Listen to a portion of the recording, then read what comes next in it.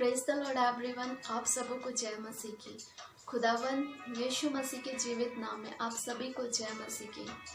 मैं परमेश्वर का धन्यवाद करती हूँ कि परमेश्वर ने हमें भला चुना और जीवित रखा है, और परमेश्वर ने हमें हर रोग से बचाया है, और परमेश्वर ने मेरे जीवन में अपने वचन के अनुसार काम किया है।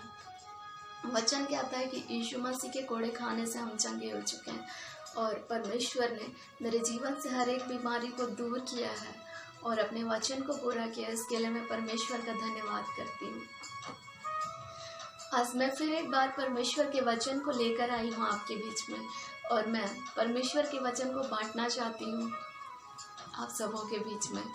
और आज जो मेरा बात करने का विषय है, ये विषय है how to believe gods in difficult situation. मुश्किल समय में परमेश्वर पर भरोसा कैसे रखें। जब हमें कुछ दिखाई नहीं दे रहा, जब हमें कुछ समझ नहीं आ रहा, उस परिस्थिति में भी हम परमेश्वर पे कैसे भरोसा रखें, इस विषय में मैं बात करना चाहूँगी। और मुझे बहुत खुशी है कि परमेश्वर इन वचनों को हमारे जीवन के लिए दिए हैं, और मैं विश्वास करती हूँ आज कि इन वचनों के द्वारा आप बहुत आशीष पाएंगे और परमेश्वर आपके जीवन को छुएगा। हालेलुया। आइए हम परमेश्वर के वचन में जाएंगे।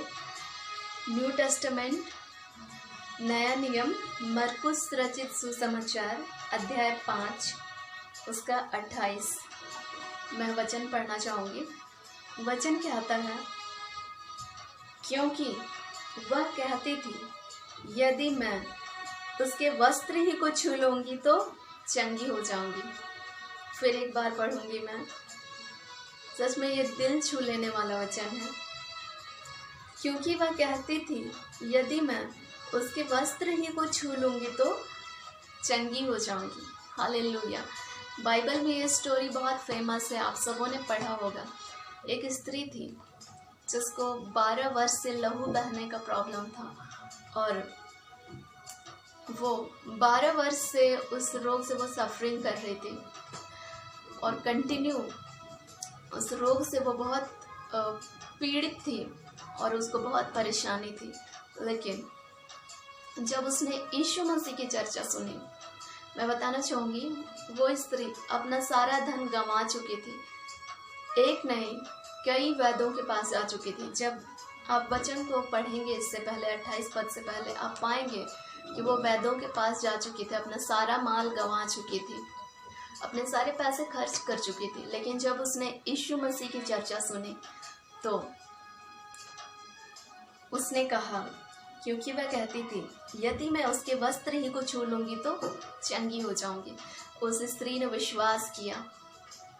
यीशु की चर्चा सुनकर उसने अपने मन में ये डिसाइड किया कि यदि मैं उसके वस्त्र ही को छू लूंगी तो क्या करूंगी, चंगी हो जाऊंगी। ऐसा उस स्त्री का विश्वास था। और जब यीशु वहां से क्रॉस कर रहे थे, यीशु मसीह वहां से गुजर रहे थे, तब वो स्त्री यीशु मसीह के पीछे भीड़ दबी जा रही थी, और बहुत भीड़ उनके पीछे हो लेती थी, क्योंकि उन दिनों यीशु मसीह अद्भुत काम करते थे, चमत्कार करते थे, बीमारों को चंगा करते थे, मृतकों को जिलाते थे, और काफी बड़ी भीड़ उनके पीछे हो ली थी। और उस स्त्री ने ये विश्वास किया था कि मैं उसके वस्त्र को छू लूंगी, अर्थात यीशु मसीह के वस्त्र को छू लूंगी तो मैं क्या करूंगी, चंगी हो जाऊंगी। अगर उस जगह शायद हम सब होते, जैसा विश्वास डगमगाता है, जैसे होते तो देखते, अरे उतना भीड़ है, कैसे मैं घुसूं, कैसे मैं जाऊं, ये थॉट एक बार माइंड में ज़रूर आता। लेकिन उस स्त्री ने उस थॉट्स को दरकिनार किया जो उसको पीछे ढकेलती थी, और उसने कहा, उसने जो निश्चय किया था अपने मन में कि मैं उसके वस्त्र को छू लूंगी तो मैं चंगी हो जाऊंगी। हालेलुया। इस वचन में आगे बढ़ने से पहले मैं एक और बात आपके सामने क्लियर करना चाहती हूँ। पुराने समय से ये जो शैतान है, जो इब्लिस कहलाता है, वो पुराना सांप, वो अजगर,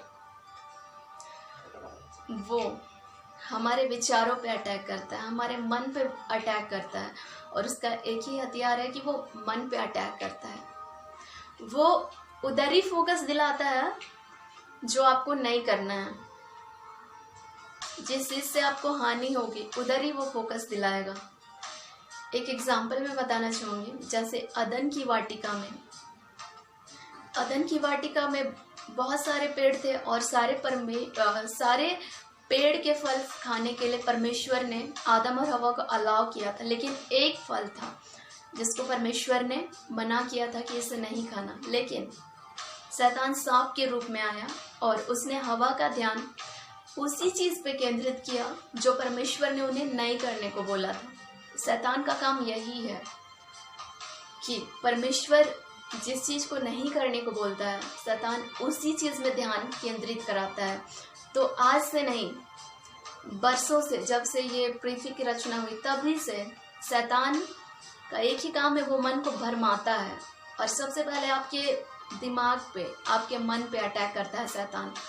तो हमें इस बात को समझना है और जो हमें परमेश्वर का वचन बोलता है और परमेश्वर जो कहते हैं हमें वही आज्ञा को मानना है, तभी हम आशीष पाएंगे।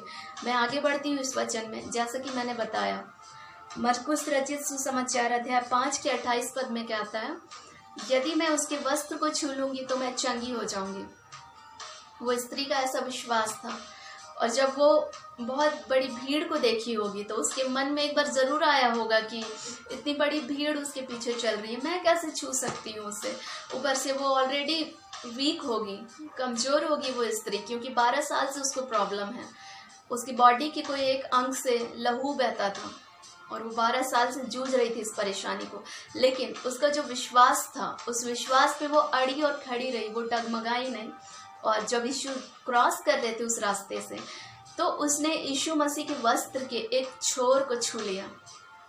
मैं बताना चाहूंगी, यीशु मसीह के पीछे बड़ी भीड़ दबी थी और लोग उस पे गिरते पड़ते थे, लेकिन जैसे ही उस स्त्री ने उस वस्त्र को छुआ तो यीशु मसीह ने महसूस किया कि उनके अंदर से सामर्थ निकली है।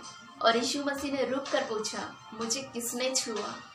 तब उसके चेलों ने कहा कि भीड़ तेरे ऊपर गिरी पड़ती है और तू ये पूछता है कि मुझे किसने छुआ? तब यीशु मसीह ने कहा, मुझे किसी ने छुआ है क्योंकि मेरे अंदर से सामर्थ निकली है।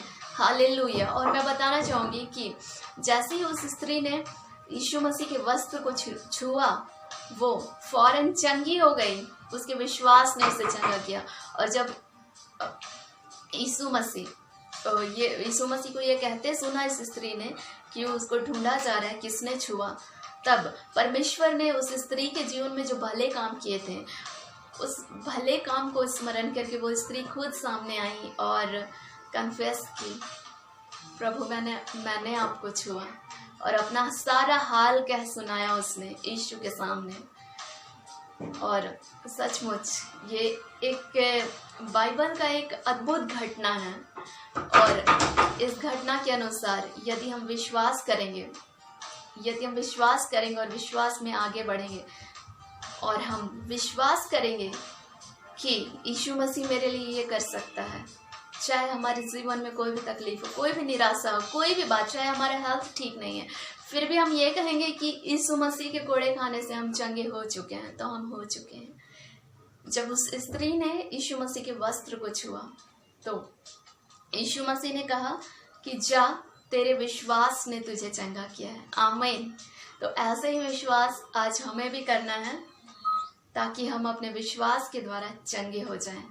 वचन कहता है कि तेरे मुंह में जीवन और मृत्यु है और जो इसे काम में लाना जानता है वह इसका फल भोगेगा। सो हम अपने लिए जीवन को ही चुन लें और हम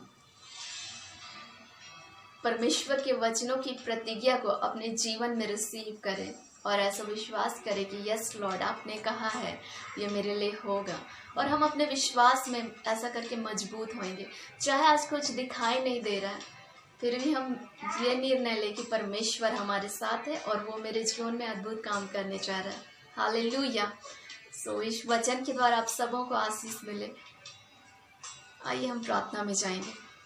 मैं प्रार्थना करना चाहती हूँ। प्यारे यीशु, मैं धन्यवाद करती हूँ प्रभु जी। पिता, आज के शाम मैं प्रार्थना करती हूँ परमेश्वर कि जैसे उस स्त्री का विश्वास था कि उसने अपने मन में यह निर्णय ले लिया था कि मैं उसके वस्त्र को ही छूऊंगी तो मैं चंगी हो जाऊंगी। प्रभु ऐसा ही विश्वास हमें दे परमेश्वर। हाँ पिता, विश्वास की आत्मा को उंडेल दे परमेश्वर। हे पिता, जितने लोग इस मैसेज को सुन रहे हैं परमेश्वर, उनके अंदर एक विश्वास की आत्मा को जगा, उस मरे हुए विश्वास को तो फिर से जीवित कर दे मेरे परमेश्वर। मैं आपसे दुआ करती हूँ परमेश्वर, तू दया कर परमेश्वर, और आपके विश्वास में हम और भी आगे बढ़ने पाए परमेश्वर, ऐसा अनुग्रह कर परमेश्वर। हाँ पिता, मैं धन्यवाद देती तू हमारे बीच में है परमेश्वर, और तू आज के शाम हमारे जीवन को छुआ है, मैं ऐसा विश्वास करती हूँ परमेश्वर। हाँ पिता, जितने लोग आपके इस वचन को सुने हैं परमेश्वर, उनको 100 गुना आशीष देना परमेश्वर, उनके जीवन को बदल देना परमेश्वर, उनके विश्वास को इंक्रीज करना परमेश्वर। और प्रभु जी, डिफिकल्ट टाइम में कैसे हम विश्वास में बने रहे परमेश्वर, ये चीज़ आपने आज हमें सिखाया है पवित्र आत्मा। मैं आपको धन्यवाद देती हूँ, मैं धन्यवाद देती हूँ हमारे जीवन में आने के लिए, हमें दलदल की कीच से निकालने के लिए। मैं आपका धन्यवाद देती हूँ पवित्र आत्मा। पवित्र आत्मा, मैं धन्यवाद देती हूँ कि आपने वचनों के सामर्थ्य को इस जगह प्रकट किया है। Thank you Jesus. मैं धन्यवाद देती हूँ हर एक भाई बहनों को प्रभु जी, मैं आपके हाथ में सौंपती हूँ। जितने लोग सुनते हैं प्रभु, आशीष पाएं, और पिता आपके नाम की महिमा करें। मैं धन्यवाद करती हूँ प्रभु जी, और इस प्रार्थना को मैं आपके हाथ में सौंपती हूँ, और इस प्रार्थना को मैं यीशु मसीह के नाम से मांगती हूँ। आमीन, आमीन, आमीन। सबों को जय मसीह की। God bless you all.